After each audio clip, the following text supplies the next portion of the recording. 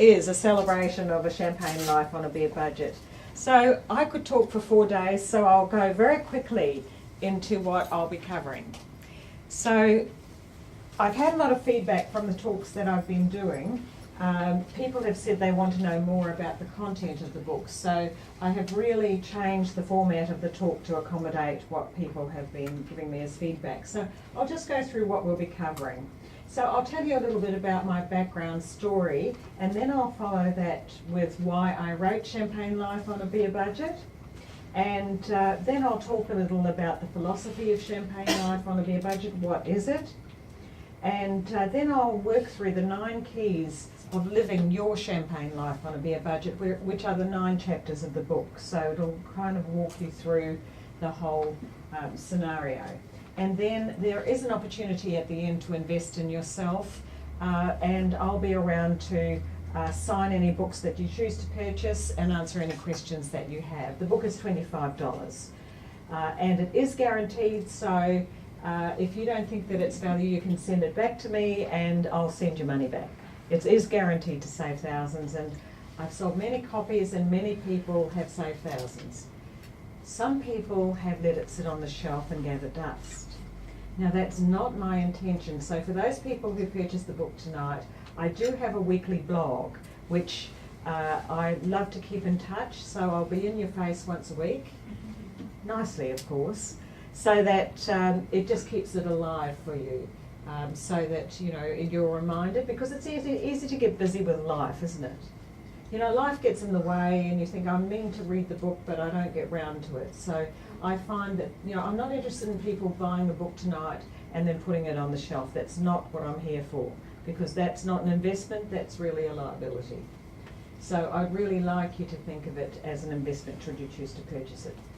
So let's start with my background story. So a little bit about myself, and you'll see there's a ship there, and the ship is the Allingamite, and it was it ran aground on an island on the 9th of November in 1902 off the north coast of New Zealand. It was the Three Kings Islands. So it was a very fog-filled morning and they couldn't see where they were going, and they just went straight into the island, and of course it just wrecked the boat. 45 people lost their lives. And there was one gentleman on the boat who saved a young girl, and he managed to get her petticoat and put it on a branch. And weight in a petticoat, that's an old word, isn't it? 1902 we're talking about. And he managed to put it on a branch, and they were sighted, and so they went, they were picked up by another ship and they went to Auckland, and that man was my grandfather, and he was on his way from Croatia, or Yugoslavia as it was then, to start a new life in New Zealand. So like a boat person of 1902. So he arrived penniless, and when he died, he married and had 6 children. There were 6 girls and 2 boys. And when he died, he owned a cafe, a restaurant, and a vineyard and a farm. Now, I don't tell you that to sound impressive. The reason I'm telling you is that when he died, he left, as is customary in some cultures, he left everything to the 2 boys and nothing to the 6 girls. £100 or something. So the girls decided to contest the wills. Now this was in the 60s. And everything got eaten up in legal fees, and I don't think they came out with very much, as those things do eventuate. And then the whole family broke up, and the cousins, we didn't talk to the cousins, we were kids, and the whole family just broke up. And I'm sure if we sat down around and had a few more wines, we'd all have a story about money. Is that right? Some story of our own, because it has a lot of charge and a lot of, that we've got a history and a lot of baggage about money. No matter who we are, and families do unbelievable things.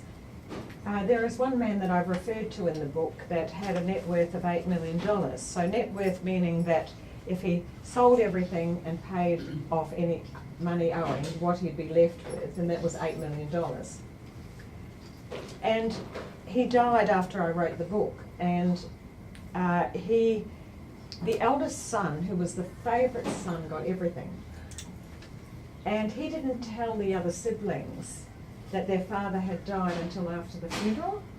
Oh. I mean, all in the name of money. So people do the most ridiculous things in the name of money. So do you agree that there is some kind of story that if we sat around and had a few more wines that we'd all have a little story to tell?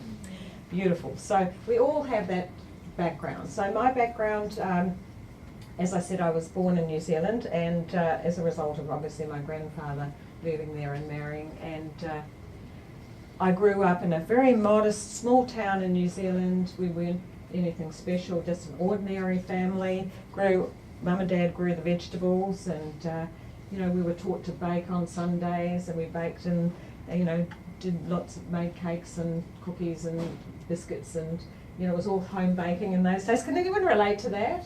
Yes. So that's how it was then. And then when I was 7 years old, I went to the neighbour's birthday party. So the boy next door was an only child, and he had an ice cream cake. Now, I had never seen an ice cream cake in my life before. I didn't even know what it was. I'm talking about the days before television, before media. Forget Google. It's quite incredible the world we live in now. We can Google anything and find out about anything.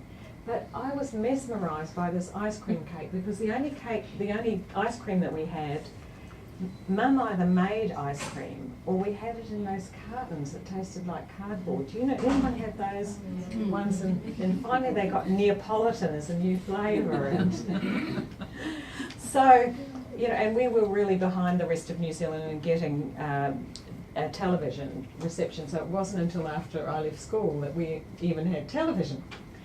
So that was my background, but I made a distinct decision when I was 7 and I went to his birthday party. I thought, because he had an ice cream cake, the neighbours must be really rich. The logic of a 7-year-old. So I decided when I grew up I'd be really rich, so that I could have as many ice cream cakes as I liked. But there's decisions that we make as children along the way. And we all have a relationship with money according to what our parents taught us. And for the most part, our parents didn't teach us very much. Who has really rich parents here? Depends how you define rich. Yes, and I'm talking about rich in terms of money, because we're just talking about money now. Over yes. a couple of million. Yes. And not everyone's going, oh, pick me, My parents were really rich. So, they were a product of their generation, and they weren't taught how to manage money. But they mightn't have had a lot of it, and they mightn't have known how to make more money. But it's only been in our generation that, in the last 10 or 15 years almost, that it's become really interesting, that people have really started to focus. There's all the investment seminars, and, perhaps in the mid-90s that started to happen. So we're a product of what we've learned along the way. So I left school. I had my first business when I was 18. My mum decided that we should go into business, my sister and I, and when I say she decided, she really was interested in us having the things that she didn't have. She left school at 12 and had to cater for the younger children. Which was just such a gift. I had opened my first hairdressing salon when I was 18 in the small town, and that's where I started. I spent 20 years in the hairdressing industry. I did a lot of hairdressing competition work, became the New Zealand hairdressing champion. I was offered a contract with Weller. I became their first divisional manager. And funny that I should even talk about this, but I have a letter at home still. I became their first female divisional manager. And the letter says, well, we leaned very heavily towards giving the position to a man. And no offence, men. I mean, but at that time, it was just, it wouldn't cut it in today's world, would it? I mean, it's really, quite a sexist letter. But I still have the letter. I decided to come to Perth in 1987 to see New Zealand win the America's Cup. I decided to have a career change. They lost their last race as I was on the aircraft getting here. I didn't get to see them race, but I love Perth, and of course here I am, I'm still here. Welcome. Thank you. So that was in February 1987. So I sold everything up and put everything in the share market, and then came to here in 1987. Now, do we all know what happened in 1987? Yes.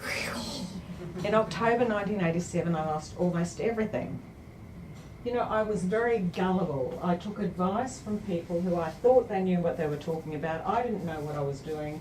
So, this is probably one of the reasons that I'm standing here now, because I speak to so many people who have been, subject to so many terrible investments along the way. Anyone relate to that? Anyone can relate to a few bad investments? Or bad advice? Anyone had bad advice? Just raise your hand if you think you've had a bit of bad advice. Yes, there are a few of you. And it's not very nice to be on the receiving end of that. So I made it my mission to really educate myself, start again and educate myself as far as money is concerned. So I worked at Telstra selling mobile phones and pages over the phone. That was when the first handheld phones had come out. You know, they really wanted to fast track it in Perth in 1987 because of the America's Cup. And the first handheld phone was commonly known as the Brick. $3,000 each, and we sold them like hotcakes to yuppies and truckies. They were the two people, or the two people who took on the first generation of mobile phones.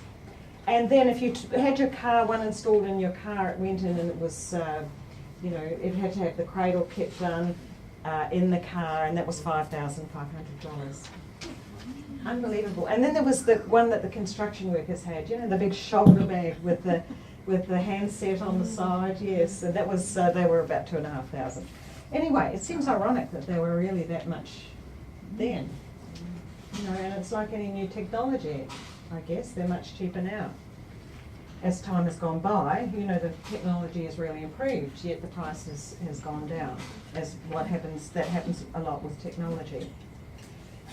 So I left Telstra in '92 to open my own business, which was, I was in the sales area. I was very successful in the sales area. Then I moved to the training area, and I was training people between hello and goodbye on the telephone. So Telstra's nationally standard programs. So telephone courtesy, telephone customer service, telephone selling skills, managing difficult customers, and also it was the emergence of the call centre industry. So I left and opened my own business. There was a gap in the marketplace that I saw Telstra wasn't servicing. So I ran that business until 2006. I sold it in 2006 to retire, in inverted commas, although I couldn't really picture myself being in retirement, but I had a wonderful honeymoon. I didn't have to get up and go to work in the morning. And that lasted for about 3 months. And one morning I woke up and thought, what am I going to do for the rest of my life? The honeymoon was over. So about that time I was invited to set up a wealth coaching unit for a financial education company. This company was charging people $10,000 a year to learn how to buy property. And so it was a proper program where they had property coaches and they had financial advisors and mortgage brokers on that side of the business, and property coaches in this program for a year. And they wanted me to set up a pilot project in coaching, almost like a life coaching, but really how to have a wealthy life. So there was all of the investing on that side, and then there was, how to have a great life on the other side. And what I discovered when I was coaching these people in this pilot project was that they were really, they were just living a fantasy. They had leveraged themselves to the eyeballs to buy all this property, and they had, they had goals like, I want to drive a Ferrari and I don't need a JOB, and, it was just totally a fantasy world. But when I got underneath everything that they were doing, they weren't managing their money, so they didn't really have the foundations in place. So it's one thing to be investing over here, but if you don't have good foundation of money management. So it was there that the idea for the book started to crystallise for me, although I always had a goal to write a book, but it wasn't really succinct at that point. what happened was, my partner Nicholas has does anyone know where that is? Or Victoria. Victoria Falls, well done. So that's really where the idea of the book was born. My partner Nicholas has a charity saving the black rhino in Zimbabwe, so the Safe Foundation of Australia. So that's his full-time job. He sold his business in 2000 and that's what he does with his life. Full-time, devoting his time to saving the black rhino in Zimbabwe, which is a very difficult charity to be working. The essays or something, I think I saw that. No, not there. I did see that on the television. No, not the young guy that was in the essays. No, no. He doesn't go around with guns. No, but he's just he hitchhiked through Africa when he was young, and he became ill and was put into hospital. So he said, one day I'll go back and repay Africa. So no, he's not an ex-essayist. That was the reason that he went back to. He's gone back to pay. He loves animals too, so he thought that he would repay Africa, and that's his giving back for the rest of his life. So he takes safaris to Africa, so we go on safari every year, and that's a fundraiser as well. So $1,500 is a tax-deductible donation as part of the trip, and people donate that amount as part of the trip. And they're very reasonable trips too, because there's no middle people involved, so it cuts out about 3 people, so it's a very reasonable 5-star, beautiful luxury trip if you want to go to Zimbabwe and Botswana, or to an African safari anytime. But it was just over breakfast at the Victoria Falls Hotel. I was having breakfast with one of the other women on the trip, and we were having such a great conversation. They started to set up for lunch, and we were still sitting at the breakfast table. I mean, the other women here would understand how women can do that. We were talking about being bargainists. We were talking about how little the African people have and how happy they are with so little. And yet you come back here and it kind of insults our senses, really, to think that we have so much and people are so unhappy, really. So I said to the other woman who I was having a conversation with, I said, you should write a book and call it Champagne Life on a Bare Budget. And then afterwards I thought, gee, that's a really good idea. Do you know how you say something sometimes? Where did that come from? So when we came back to Perth, I decided that maybe we should write the book together. And so she started on the journey, and she has other businesses, so she was really busy. So I continued with the journey, and here I am.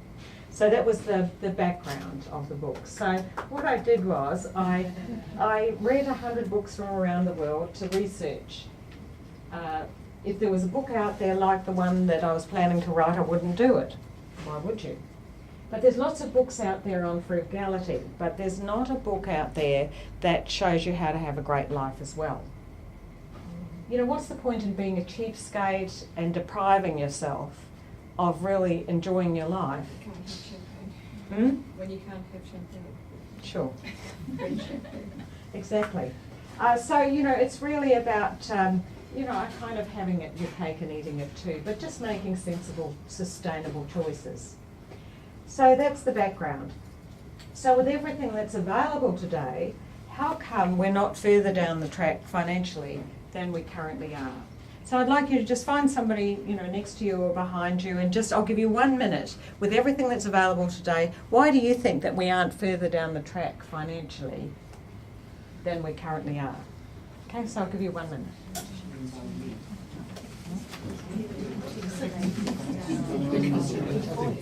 We spend more.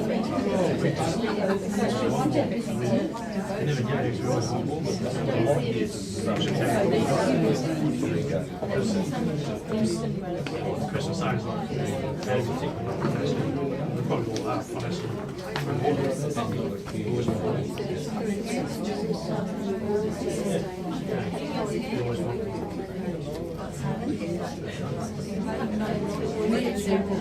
Spend more than Because you enjoy something.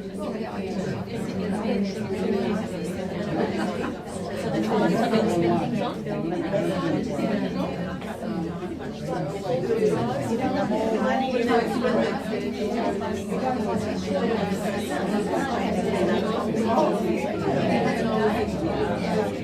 so just finish up. So would anyone like to share? Yes. Had children. Oh, you had children, yes. Hi. Very good. And there she is. What a blessing. Gorgeous, yes. It's just a real fog around money. I didn't appreciate how much of a fog it is. Exactly. Fog. Yes, there is. We really are living, when I say we, most people are living in financial fog. And I find that when I coach people, I've been working with groups of people who have been working from the book. And, you know, when we're talking about tracking our spending, people are just unconscious spenders. It's so ingrained. And, you know, there'll be some people in here who are really taking care of their finances and they'll say, well, I don't understand that. But people are just buying automatically. I spoke with a woman last week who was on Light and Easy, the diet, and she said the most difficult part of being on that program was not going to the shops. It's interesting.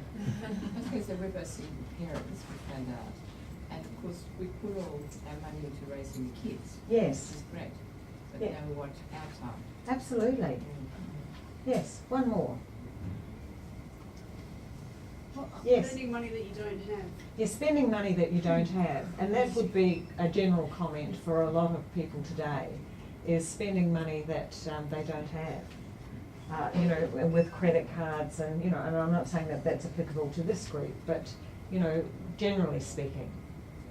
And maybe making purchases that really aren't wise purchases. So it's really about learning to shop wisely and learning to shop sustainably. So let's just take a look. Here are the dreadful statistics about what's really going on. So this mightn't be the highlight of the talk, however, it's really a date with reality.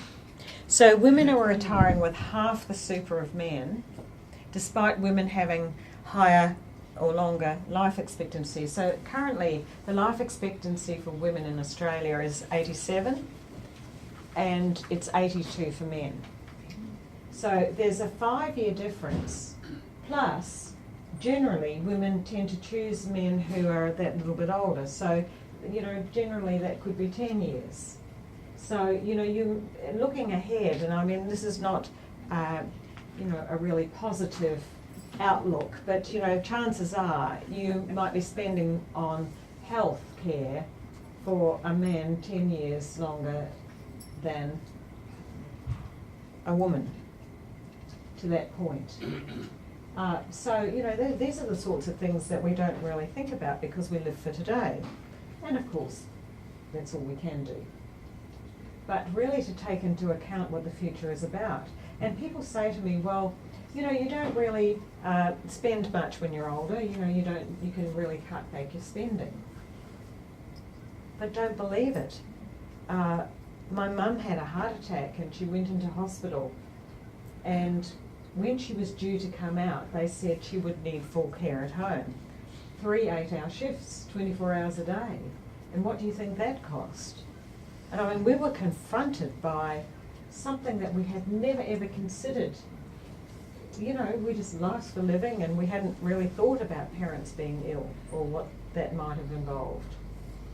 And so we started looking for a home for her, and she died the day she came out of hospital, you know, which is kind of like such a blessing all these years later. But, you know, it's not as easy for some people in terms of, and I'm talking about financially supporting ageing parents. And, you know, I didn't come here to depress everybody, but it's really just about really looking at the reality of everything. So in this research, and this was done by AFSA, which is the Australian Foundation of the Superannuation of Australia organisation, which is put out by Westpac. So if anyone wants the source of the research, I can give it to you at the end. But in the research, this was late last year, when they retire, women estimate they want to achieve an income of over $800 per week, approximately $40,000 per year. And that was what women said that they wanted to retire on. Well, the average female Australian's super fund currently is sitting at 150,000. So women are unprepared for retirement. You can see there's a huge gap. The problem here is the gap between expectations and reality. So how much do you need to fund 40,000 per year? How much would you need in your super fund? You would need, and I'm speaking generally, $1 million, a lump sum of $1 million.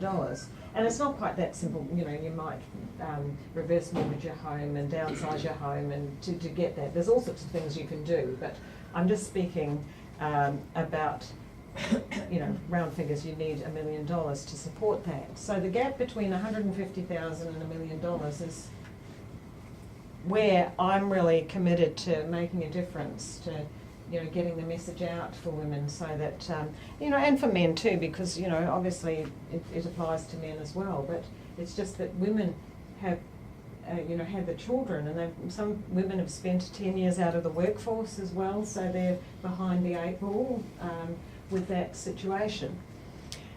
So that's, and the current, is there anyone who is retired here, by the way? Anyone retired? Beautiful. So anyone on the pension? Okay, good. So the current figure for living a basic lifestyle in Australia on the single age pension is $19,469 per year. And you can't live on that. No. Well, you have to if you don't have anything else. By the way, that just went up in the last couple of weeks, so I think it's $4 a fortnight more. Minute. Oh, sorry, not even a week, like a fortnight. A fortnight, $4 a fortnight, yes, I just haven't updated the figures. So $2 a week. Is this surprising for anybody? No, you knew what it was? Okay. And that's 27.7% of the current male total average weekly earnings.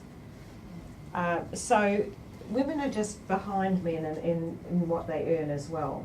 So the age pension for a couple is $29,354 per year, and a few dollars more with the increase. So now that everybody's really depressed, shall we have another drink? Let's look at what we can do about it, okay? So I just wanted to point that out because I think it's important.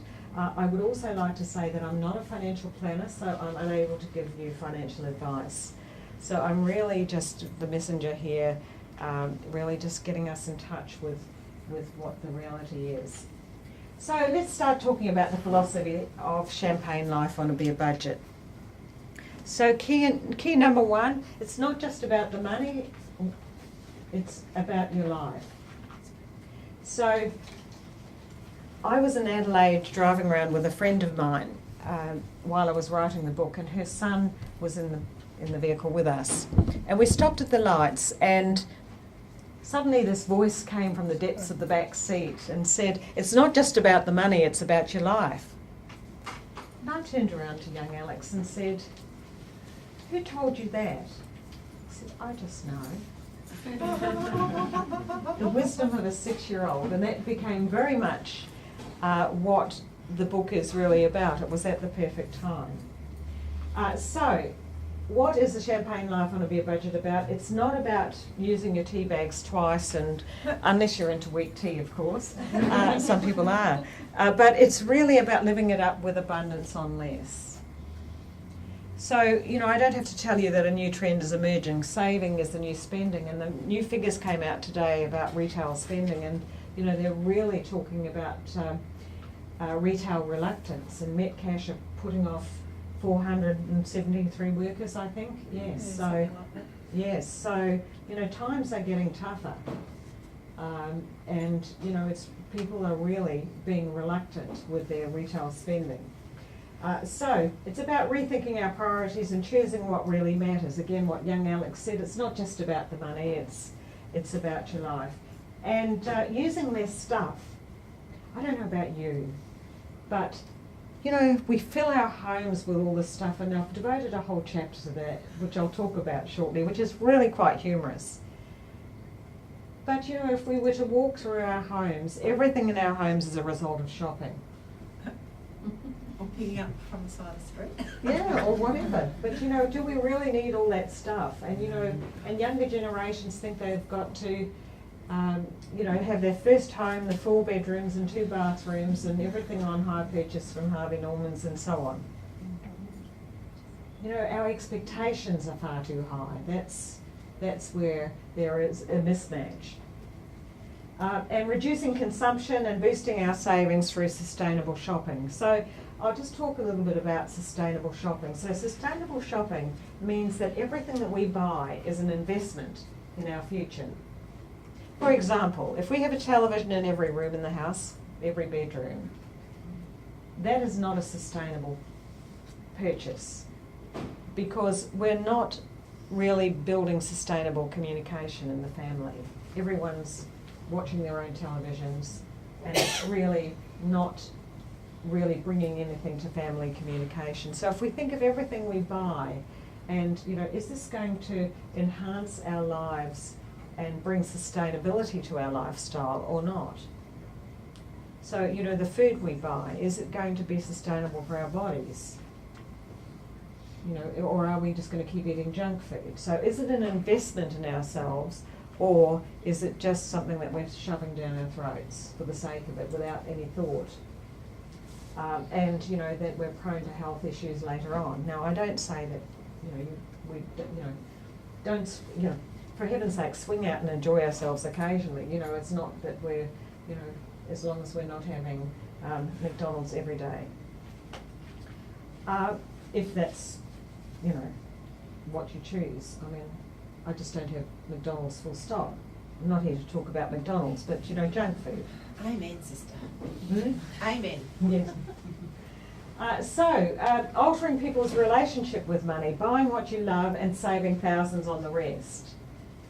So that's really a philosophy. Buy what you love and save thousands on the rest. And there's different areas where we can save thousands on the rest so that we can buy on what we love. And I'll go into that shortly. So that we're not doing without. And of course, reusing and recycling our current resources, which has been a message that's been around for a while. So, what is your mindset costing you? And one of the great parts of feedback that I get about the book is people are really shifting their mindsets about money. And you talked about being in the financial fog. People are really clarifying, you know, what am I spending my money on? And is it making a difference? So there's a great quote by Jim Rohn. The difference between rich people and poor people is that poor people spend their money and save what's left. Rich people save their money and spend what's left. You have to think about it. It's a very profound quote. So, you know, poor people will spend everything, and if there's anything left, they'll save it. And then it becomes time for a holiday, and so they'll spend it on the holiday. But that's not a sustainable purchase. So they never end up with any money. So really looking at where are we saving our money and where are we spending. And by the way, these quotes are at the beginning of each chapter in the book, so they are actually in the book. So our relationship with money, so talking about our money mindset, we're somewhere between a spendthrift and a squirrel. We're either one or the other or somewhere in between. And I mean, my own relationship with money was related to when we were children, we got pocket money. And when I say we got pocket money, it had to go into the bank. So it wasn't really pocket money, because it really didn't go into our pockets. It went into the bank. We had school banking. So we got 2 shillings a week and we had to go and put it in the bank. But what that meant was that I never really managed money in my hot little hands. We were given money for an ice cream by relatives, and then when the family split up, when my grandfather died, no one talked to anybody, and you know, that's just how it was. So when I got my first job, what do you think I did with my money? I spent it. You know, like this was just so thrilling. And when I was in my 30s, I know at one point I counted, I had 32 pairs of shoes and 32 matching handbags. Because in those days, we bought a matching handbag with a pair of shoes. Can anyone relate to that? Yes. And somebody said recently, can I see your handbag? And I said, you know, they don't match these days. It doesn't matter. It's not important. So, you know, think about your own money habits and, you know, what did you learn from your parents as a child with managing money? I've just shared my story, and what impact has it had on your saving and spending habits? So I'll give you 1 minute with the people next to you. Just share what you learnt from your parents and how that's impacted your saving and spending habits.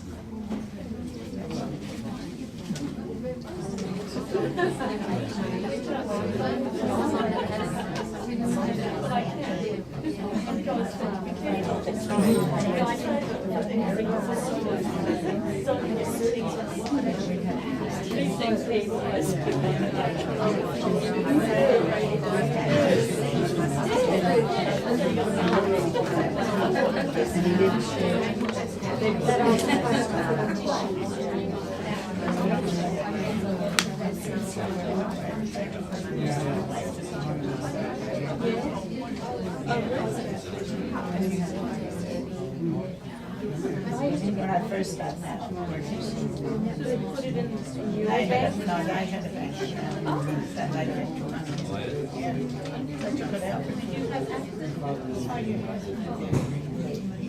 Okay, so just finish up. Anyone like to share what you learned from your parents? What people generally say is not very much. You had to work for it, Yes, or you had to work for it. hard. Yes. I think the main thing is that we were refugees and so on. You didn't buy anything you couldn't afford, like they'd save up money before buying a lounge suite. Absolutely. They had that, so that was a good thing, and I still do that. I don't buy things outrageously, a car for 50 grand or something. I looked and bought mine $3,000 reduced at 19.5. Yes, and I can remember my mum saying, never book the groceries up because if you can't pay for them this week, you'll never pay for them the next week. It was before the credit cards, obviously, but you could book things up in those days. Yes. My daughter said the other day, she said, oh, I owe you $45, I'll come round and give it to you now. And I said, oh yeah. So I'm just doing what you've taught me, keep a short account. Good for you. Because that actually says, it says in the Bible, you know, to keep a short account. Meaning Yes. do not, you know, have money owing to anybody. Yes. Very good. Okay, so key number 3, where does all the money go? So this is the most interesting part that I've found with working with people about where does all the money go and starting to have that date with reality. And what people realise is that, as the quote says, insanity is doing the same thing over and over again expecting different results. And a lot of it is that it's all habit in the financial fog, as you mentioned. It's all habit, and we really haven't given it a lot of thought. Now, I'm not talking to everybody in here, obviously, and we're all in different, we've all got different lifestyles. We're at different positions in life, and so there's no one size fits all with a champagne life on a bare budget. It's really everyone's at different stages, different ages, and different situations. So what I designed for anyone who hates a budget is a money tree. So it's a whole system of how to manage your money, and this is where what the buckets are for, as you can see them. So the idea being that your income goes into the pot, and then you divide your everything up in different buckets. Now you'll see some buckets on the table there, and I was invited to be on Today Tonight, and so they wanted to do a water feature. So they said, can you bring some buckets? And I said, yes, I've got plenty of buckets. I'll bring them to the film shoot. And I had given them a copy of the book, and they had read about the money tree, and they said, no, we want to use the buckets as a demonstration on the program. And so they named those buckets. And that is not everything. But I just kept it on there because they said, oh, our views are really simple, so just keep it simple. Never again do I watch that. So some things are missing, but essentially that's, gives you an idea of the whole system. So it's really for those people who are struggling to gain control of their money and they want a really easy way to do it. It's paint by numbers. There is a paint by numbers system which is really easy. So bucket 1, bucket 2, bucket 3, bucket 4 and so on. And of course once you get up to about bucket 8 then you've got your own buckets. Once you've done the ones that are the regular ones that everybody would do. Beyond that you've got your own, which is whatever you're saving for and whatever your lifestyle's about. So money can grow on trees. And for a lot of people who don't like spreadsheets, anyone here doesn't like spreadsheets and would never do a budget in 100 years, it's for you. Then, yes, it's for people who really, would never use that kind of system. So, are you saying that you put a certain amount in all the buckets, yes. My mum used to do that in envelopes. Yes, and and exactly, and there is bills for electricity. For yes. this. And there is an example, in the book for that as well, using envelopes. I didn't understand what you did with Yes, yes. So thank you for clarifying it. So key number 4 is, where did all this stuff come from? And I was speaking earlier about everything that's in our space as a result of shopping. Either we bought it, or somebody else bought it for us and gave it to us, or somebody else in our house bought it, or somebody outside of the house bought it and gave to us, or someone else in the house. And that's how everything has arrived in our space. And I ask people to walk through their home and just look at everything. Everything. And there's this fabulous quote. Life is about acquiring stuff, acquiring more stuff, reorganising stuff, storing stuff, acquiring even more stuff, buying bigger places to accommodate stuff, getting rid of stuff, buying a smaller place because you haven't got as much stuff, and then you die with stuff all. That's good. From Martin Kellner. It's so true. When we were looking for a home for my mum to go into when she was coming out of the hospital, I couldn't believe it. A single bed, a chair, and a mirror, and that's, few square metres, and that's what you end up with. What are we doing with all this stuff? And are we really spending it on what we really want to spend it on to have our champagne life, whatever? There's this kind of consumer treadmill that we're on, that we've got to have the latest this, that and the other. And, never buy at retail. So, it's really so important to really buy what we love and save thousands on the rest. So key number 5 is mastering the art of savvy shopping, and there's 7 secrets of savvy shopping, which were on the Today Tonight show, and they're on the front page of my website if anyone wants to go and have a look at that film clip. But there's a power question for each of those secrets. And one example is love it and leave it. Just because you love something doesn't mean you have to buy it. And I've had so many women in particular who just have walked up to a piece of clothing that they would normally buy and now, I can love it and I can leave it. I don't really need it. As one example of one of the power questions from the 7 secrets. So that's a whole chapter, the 7 secrets of savvy shopping. Whoever said money can't buy happiness simply didn't know where to go shopping. That's from by Derek. So a bit of fun there. And key number 6 is save thousands on your groceries. And I really do love this quote. The odds of going to the store for a loaf of bread and coming home with only a loaf of bread are 3 billion to 1. Emma Bombeck.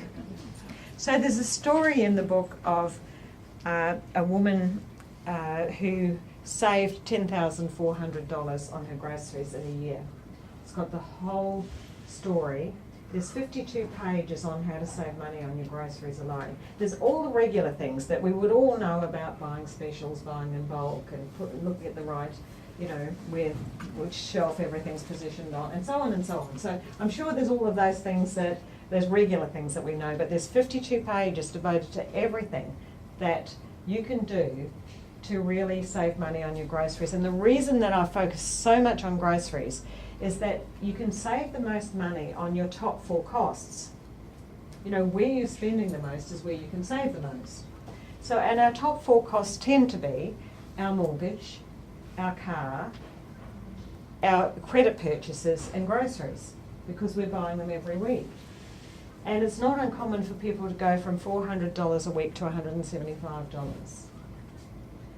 So just by following everything. And I think when I say that, I think of this particular woman who said, I can't do that. And I said, just try it for 2 weeks. I was working with a group of people and I said, just try it for 2 weeks. $150, that's it. She said, I can't do that. And I said, just try it. So she did, and she did it. She was so thrilled, and now it's $175 for 6 people. And they're eating healthier. But it's just by making wise choices and doing everything that's there. And you know, it's like a 1%, 1%, 1%, 1%, and you know, and it all adds up. So for those of you who really want to make great savings, it's really in the area of groceries. And I know, you know, there's always television programs about it, and it's done to death. But one of the things that is unique about Champagne Life on a Bare Budget is that we do have a shopping personality. Did you know that? We all have a unique shopping personality, and that might be costing us more than we recognise. So in terms of which shopper are you, the background of this is that I'm a Herman brain dominance practitioner. In my training business, I worked with a profiling tool which measured people's thinking preferences. And I worked with it in business for so many years, and we used to use shopping as one of the debriefing examples with people's profiles, just for a bit of fun to keep the session light. So I had all this research of all these women and men that I'd spoken to who'd had their profiles done over a long period of time that I could contribute to the book.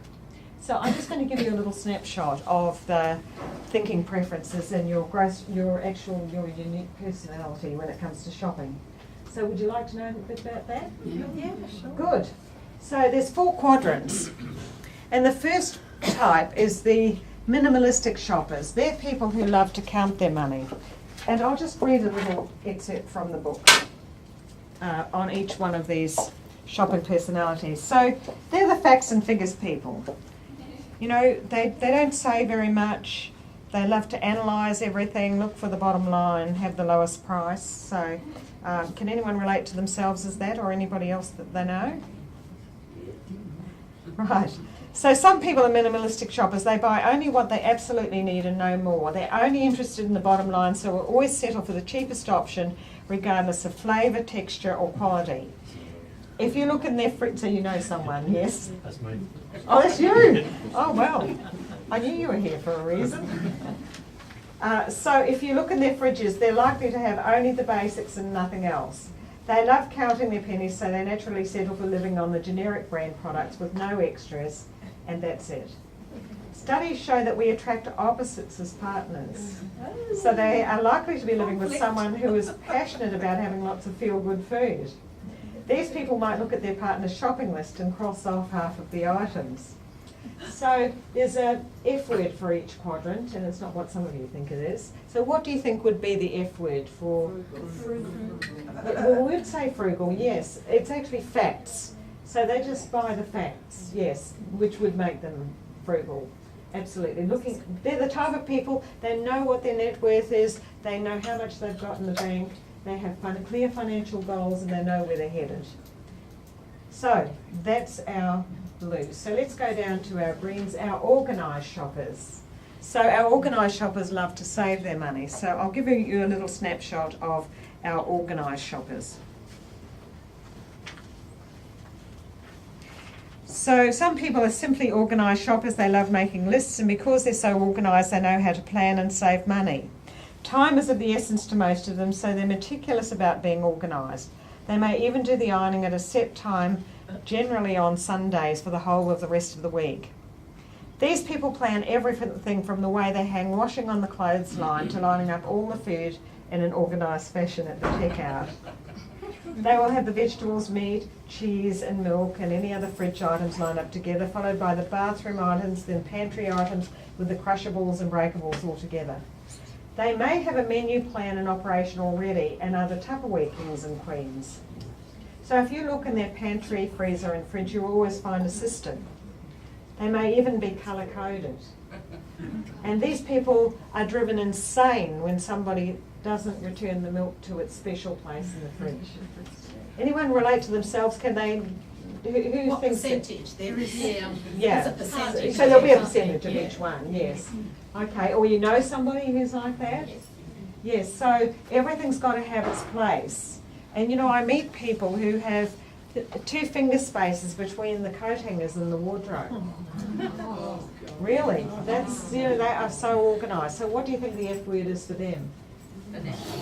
Yeah, yes, if you're not that, we would always use a derogatory word because we're not that. So, you know, we would use a... Functional. Yeah, functional. Yeah, it's actually form. Everything's got to have a form to it, a system and a form. So I could come and look in your fridge and I would know what unique shopping personality that you are. So our yellows are our random shoppers. So these people love to spend their money.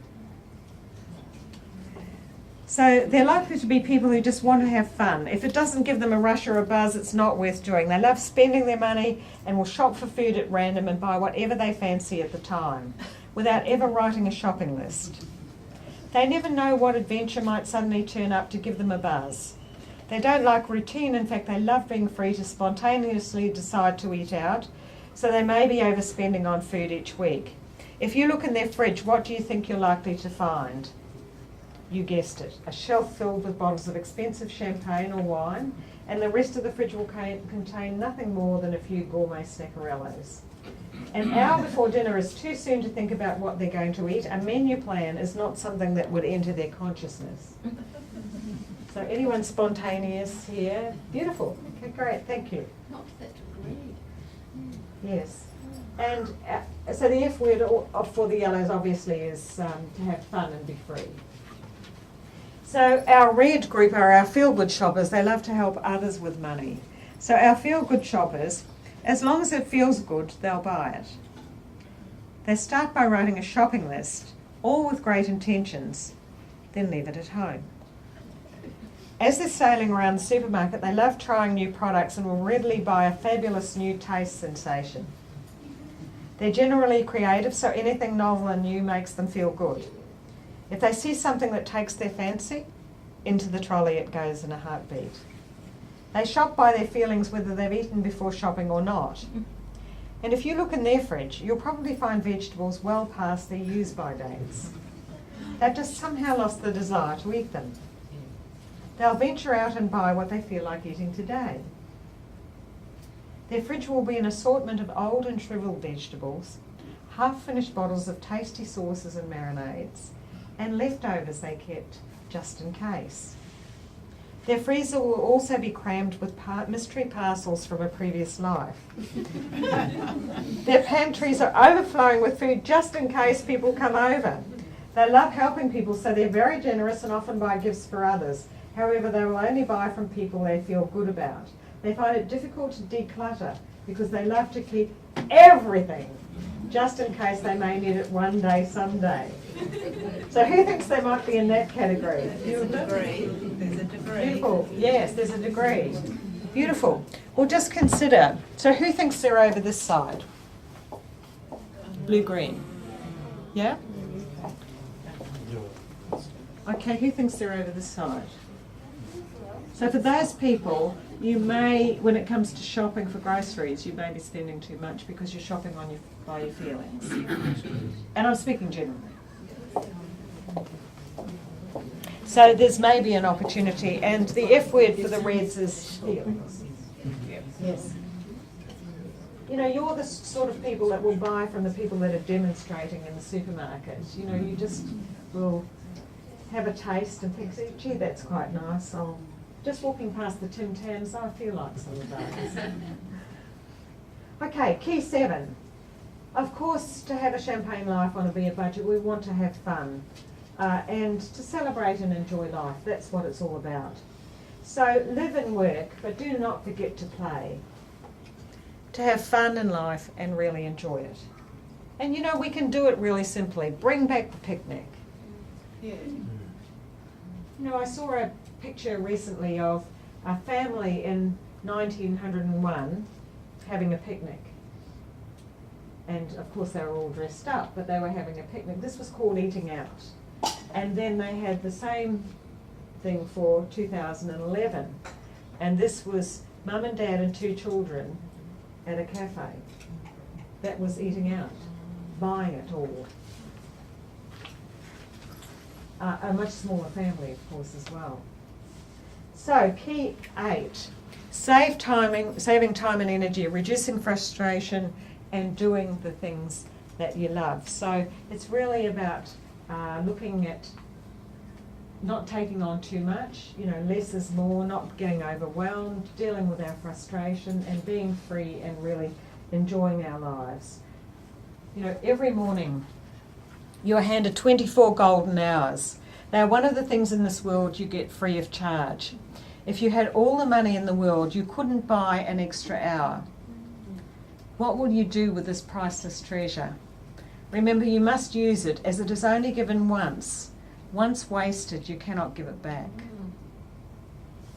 So really make the most of every day and every moment. And I'd like to think that we're really making the most of this hour together tonight. To think that we fully lived it up. You know, life is shorter than we think, really. And time is really passing us by. And we can get all consumed by worrying about money, worrying about everything. You know, have a simple system and then just enjoy yourselves. Because no matter what you've got in the bank, you can still enjoy yourself. They're 2 separate things. It's not happiness isn't dependent on having money. So the last key is about making money, creating your own personal stimulus package. And you know, this is a really great quote. Like the elephant, we are unconscious of our own strength. When it comes to understanding the power we have to make a difference in our lives, we might as well be asleep. If you want to make your dreams come true, wake up. Wake up to your own strength. Wake up to the role you play in your own destiny. Wake up to the power you have to choose what you think, do, and say. And that's from Keith Ellis at Bootstraps. If we live to 85 years old, so if we were, you know, we said women are living to 87, men are living to 82 on average, that's the life expectancy. If we cut it down the middle at 85, do you know that's 4,420 weeks of life? That's all. And if you're over 40, you know, you're down to the 2,000. And so am I.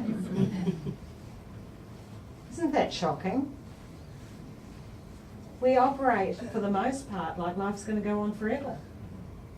So, you know, it's later than we think. So really go out there and really enjoy it. And remember, it's not just about the money, it's about your life.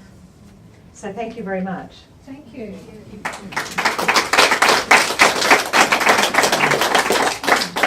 So now you have an opportunity, should you choose to invest in your champagne life. I don't know whether we've got any spare drink here, but you might want to just top your glasses up. As I said, the books are $25. I will stay around for as long as you want to answer any questions that you have about anything. And for those who buy the book, I do have a weekly blog as well to give you a gentle reminder every week. Thanks for being so fabulous. It was just such a gift to come here.